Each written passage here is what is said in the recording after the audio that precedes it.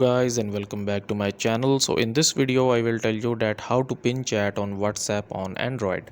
So before starting this video, make sure to like this video and subscribe to my YouTube channel for more tips and tricks like this one.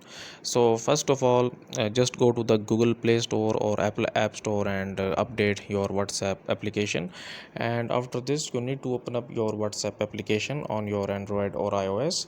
And then let's suppose that if I wanted to like tap this chat here, okay, the second number chat, wanted to pin it. So what the pin will does that whenever I gets or receive a new message from someone else, this chat will always be remain on the top. Okay, so I will just tap and hold on this, and then here you can see with delete option we have this pin option. So just tap on this, and now here you can see that we have pinned this chat here. Okay, so that's it for this video, guys. If you find it useful, kindly like this video and subscribe to my channel, and I will meet you in the next video.